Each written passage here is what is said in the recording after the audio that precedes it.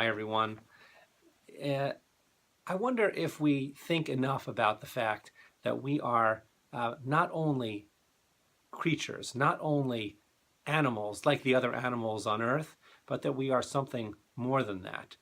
And there's a piece from the Talmud which emphasizes this. In Tractate Nida, it says that there are three partners in creation: Father, Mother, and God, the Kadosh Baruch Hu, the Holy One, blessed be He. And it says that parents contribute something to the creation of the human being, especially about the physical qualities, the physical being, right? Bones and skin and blood. But that God also is a partner. And God gives us key elements, things that you can't see, but we know to be part of who we are. And I mention this because Rabbi Eliezer of Germaiza, the author of the Rokeach, also wrote a commentary on the book of Proverbs. And he takes the opportunity to connect this piece from the Talmud to a verse in chapter 2 of Proverbs. Verse 6, here's what it says. It says, Ki Adonai yitain chochma mipiv dat utvuna. For the Lord grants wisdom. Knowledge and discernment are by his decree. Knowledge and discernment, these are aspects of our being, not the only two, but they are two aspects of our being that the Talmud says God bestows upon us when we are still in the womb. We sometimes put aside the fact, or we forget, or we ignore that we are not merely animals, we are something a bit more than that.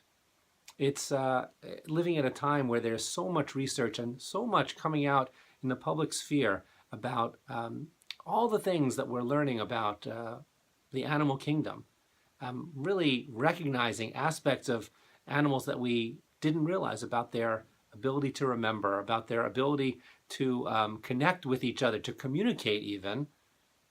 Sometimes I think that we sometimes are denigrated in our own eyes, that we are somehow merely creatures as well.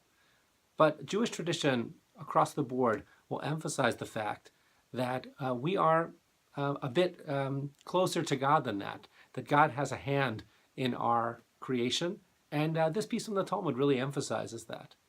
We have been bestowed upon us knowledge and discernment. And not only that, on a good day, we recognize these qualities within us. And on a bad day, we feel trapped in our physicality, trapped in our animal nature, let's say. But we only need to be reminded of a verse like this to remind ourselves that we have tremendous intellect. We have tremendous ability to communicate, both to the people around us and to learn from our past so that we can plan our future.